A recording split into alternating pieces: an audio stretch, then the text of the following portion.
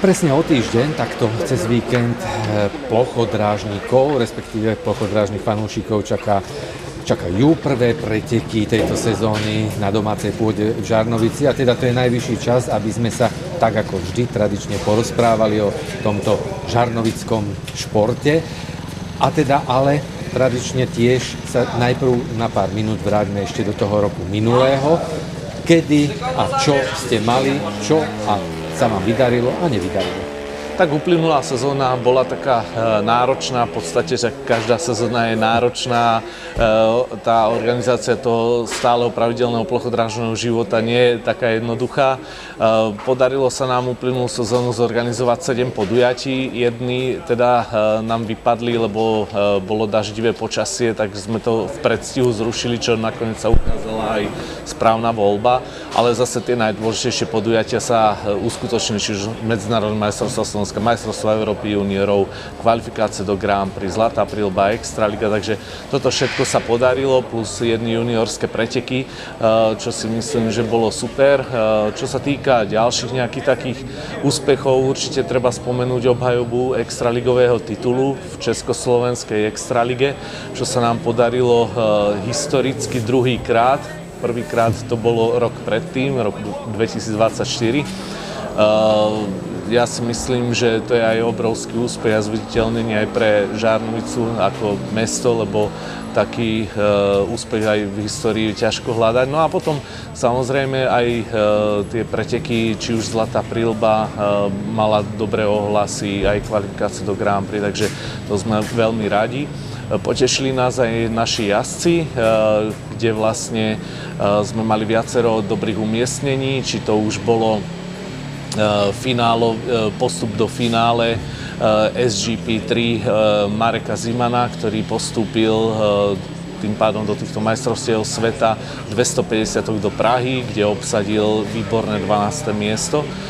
Potom to bolo 5. miesto Aničky Hajkovej majstrovstva sveta žien v Goričane a takisto 10. miesto Ondreja Trníka v SGP 4, čiže majstrovstva sveta 190 v dánskom Vojense.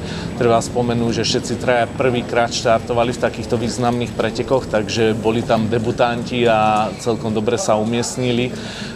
To je teda aj taká nádej, že aj do tejto sezóny a do tých ďalších. No a potom v podstate sezónu sme ukončili, ako som spomínal, tým extraligovým titulom. No a tak sme sa nejak pustili do zimnej prípravy a do zimných prác okolo klubu a plochej dráhy. Už keď si spomínal tých mladých, tak zostaňme teda a dokončíme ich. Teda povedz, koľko v súčasnosti teda je tých mladých. Ja neviem, či sú ešte v Speedway Academy, alebo už sa teda zaradili medzi tých starších, dospelých. Tak stále sú v Speedway Academy, lebo stále je to mládež. V podstate do 17-ročná Anička, to je teda najstaršia z tých našich mladých. Takže momentálne máme Aničku, máme Mareka Zimana, ktorý má 14 rokov, v lete bude mať 15, čiže už bude môcť jazdiť aj na klasických 500-kách. Ďalej máme Ondreja Trníka, ktorý má 12 rokov a ten bude jazdiť na 125-kách a 250-kách, prípadne 500-kách. No a skončil nám Filip Kasán, bohužiaľ v lani počas sezóny mal jeden pád a pri vyšetreniach, keď mal zdravotné problémy, sa ukázalo, že má nejakú takú zdravotnú vadu vrodenú a tá mu neumožňuje ďalej jazdiť ani, by som povedal, takmer ani športovať, čo nás dosť tak akože aj jeho samozrejme prekvapilo a tak no bohužiaľ musel také rozhodnutie spraviť. O to viac nás to mrzí, že mal ešte všetko pred sebou a v podstate nejaké tie problémy tam neboli, len vravím, pri tých vyšetreniach mu doktori zistili takýto problém a nejaký taký väčší úder do hlavy by znamenal možno, že aj paralýzu, takže tam bohužiaľ k tomuto došlo. No a potom máme ešte aj menších adeptov, či to je Samko Čech a ďalší teda, ktorí sa pripravujú na tých menších kubatúrach. Dobre, tak ešte hneď spomeňme aj tých starších, teda keď už sme pri tom personálnom obsadení Speedway klubu.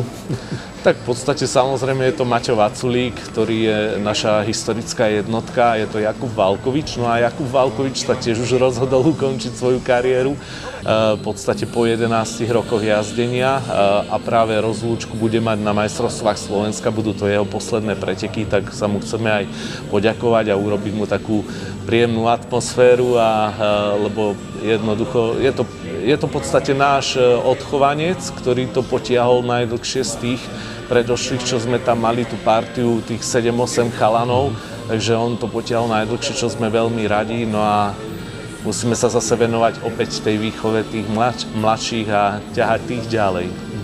Takže teraz vlastne, povedz mi to číselne, koľky zostali?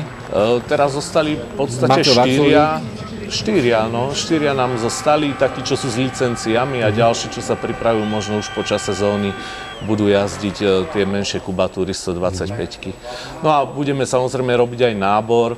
Ono v podstate, to tak poviem, že plochá dráha je taký individuálny šport. Nikdy tu nebudeme mať 11 alebo 15 jazdcov, to nie je možné ani v našich silách, ani schopnostiach a jednoducho je tam obrovské sito, hej. No a veľakrát tam prichádzajú nejaké zranenia alebo nejaké rodinné záležitosti alebo finančné problémy a tak ďalej, takže ono sa to tak nejak odzrkadluje a tým sa to si to robí.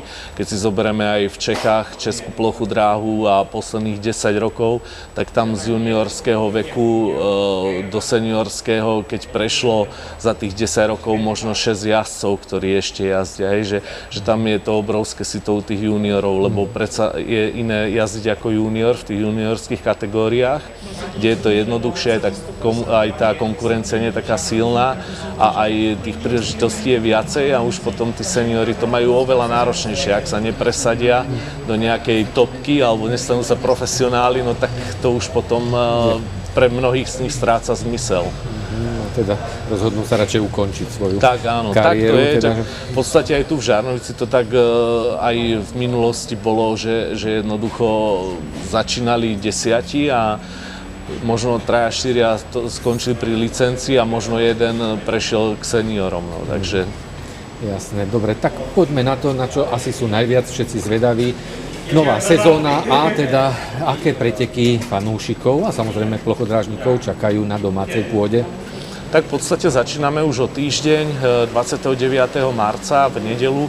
Sú to medzinárodné majstrovstvá Slovenska spojené s memoriálom Ladislava Eliáša. Budú to preteky v podstate tak, ako to býva každý rok, že budeme tam mať 25 jazdcov z približne 13-14 krajín z celého sveta, od Austrálie, Nórska, Fínska, Poľska, Švédska, Dánska, Lotyšska, možno Holandska a tak ďalej. Takže bude to také pestré, snažíme sa to vždy tak robiť. Budú štartovať v Peticiach, čakajú na nich 25 jazd plus finálová jazda o titul majstra Slovenska. Ten bude samozrejme obhajovať Martin Vaculík, ktorý teda potvrdil svoju účasť. No a na štarte budú viacerí kvalitní pretekári, či už aktuálny majster Európy do 19 rokov Bartoš Javorský alebo niekdajší majster Európy jednotlivcov Timo Lachty a víťaz teda Pardubickej Zlatej príľby a ďalší pretekári takíto kvalitnejší. No a potom bude taká dlhšia prestávka, lebo 30. mája budeme robiť kvalifikáciu do Grand Prix, to sú majstrovstvá sveta a na to teda potrebujeme dlhšie prípravy, to je také náročnejšie podujatie, alebo najvýznamnejšie podujatie sezóny by som povedal. Tam máme nasadených 16 jazdcov zo 16 krajín, takže to bude také riadne pestré. Budú tam jazdci určite aj z Grand Prix, ktorí teda štartujú aj v súčasnosti Grand Prix, aj v minulosti štartovali a z našich by tam mal štartovať Martin Vaculík. Nasadenie ešte stále nepoznáme, to budeme vedieť tak 2 týždne pred pretekmi. No a na leto pripravujeme kopec juniorských pretekov pre našu mládež. Na začiatku alebo v prvej polke júla to bude pohár primátorky mesta Žarnovica, to budú 500 erky, čiže pre deti, teda mládež do 16 rokov. Medzinárodné preteky, na druhý deň to bude pohár priateľstva, opäť juniorské preteky, no a potom na začiatku augusta, 1. augustový víkend, to bude semifinále majstrovstiev Európy 250, čiže to je myslím, že do 15 rokov šampionát, alebo do 16 rokov, tam by mal za nás štartovať Marek Ziman. No a potom na druhý deň bude finále majstrovstiev Európy 250, čiže budeme tu mať aj tých semifinalistov a hneď na druhý deň finále, čiže budeme aj korunovať toho majstra Európy v tejto kategórii, čo sme veľmi radi. No a potom nás čaká posledná augustová nedeľa, Zlatá príľba, 62. ročník. No a ako posledné preteky v prvej polke októbra, myslím, že 12. októbra, to bude finále Extraligy Československej, kde budeme obhajovať titul, takže ak dobre počítam 8 pretekov, tak fanúšikovia sa majú na čo tešiť. Dobre, no fanúšikovia si už viac menej zvykli aj na to, že občas príde raz, dva razy do roka aj teda televízia, takže tento rok sa aj niečo rysuje? Tak po minuloročnej skúsenosti nás to ťahá skôr na tú extraligu na záver sezóny, ako aj v Lani to bolo, aj keď predtým tie roky sme mávali priame prenosy z kvalifikácie do Grand Prix. My by sme boli radi, keby to bolo aj z viacerých pretekov, len tam ide o financie, lebo v minulosti možno, že televízia za takéto prenosy platila, tak teraz my musíme platiť televízii, takže nie je v našich cílach ani možnostiach viac takých pretekov, ale... takže budeme radi, keď tu budú jedny preteky a najlepšie asi tá Extraliga by bola. A to si rozhodnete vy? No, v podstate my si povieme, že čo je pre nás priorita a oni teda povedia, či majú vtedy voľno a za akých podmienok a takýmto spôsobom to doladíme. Ale momentálne sme ešte len úplne na začiatku, čiže informovali sme ich, že by sme chceli. To skrátka rátate s tým, že by aspoň jedni zase... Dúfame, no. Dobre, no budete robiť teda aj nejaké sprievodné podujatia, akcie, myslím ako Speedway klub, možno na MDD alebo niečo obdobné. Samozrejme nábor asi predpokladám. Na MDD to bude zaujímavé, lebo vlastne vtedy máme tú kvalifikáciu do Grand Prix 30. mája, to je sobota, kedy sa teda robieva aj tu v meste MDD a tak ďalej, takže možno, že to tak pojmeme, že v rámci MDD nejakú akciu určite vymyslíme, čak každoročne niečo pre decka vymýšľame, takže nejaké atrakcie a tak ďalej budú na štadióne určite. No a tento rok by sme už sa chceli viacej teda sústrediť aj tú plochu dráhu detí na bicykloch robiť, lebo aj po minulé roky bolo to veľký záujem a tak ďalej, takže je to také podujatie, ktoré je obľúbené medzi deťmi. No a samozrejme budeme chodiť aj na rôzne iné akcie, či to už budú nejaké mestské akcie ako Deň mesta a podobne, alebo nejaké okolo športové dni v okolitých obciach. Boli sme na výstave Motocykel pred týždňom v Bratislave, po 3 dní propagovali sme plochu dráhu a takéto veci, akože to bežne nejakých 10-15 akcií, ktorých sa zúčastňujeme s motorkami a s jazdcami, so stánkom propagačným a podobne. No a potom v rámci podujatí samozrejme na tej kvalifikácii do Grand Prix rátame, že aj na Zlatej príľbe. No a na október na finále Extraligy sme sa dohodli pred týždňom so Štefanom Svitkom, našim Dakaristom, že by prišiel na preteky a nejakú autogramiadu vymyslíme, alebo teda prevezie sa na tej svojej dakarovskej motorke po štadióne a tak. Takže niečo takéto určite pripravujeme, takže majú sa na čo tešiť fanúšikovia. Jasné, povedzme ešte pri závere nášho rozhovoru, už sme teda spomenuli všetko, ale nespomenuli sme jednu vec, či sa teda bude pracovať v úvodzovkách na tomto štadióne aj tento rok, teda či ho budete vy, alebo teda mesto, ako sa hovorí, zušľachťovať. Tak určite v podstate ako každý rok niečo vymyslíme a okolo niečoho beháme.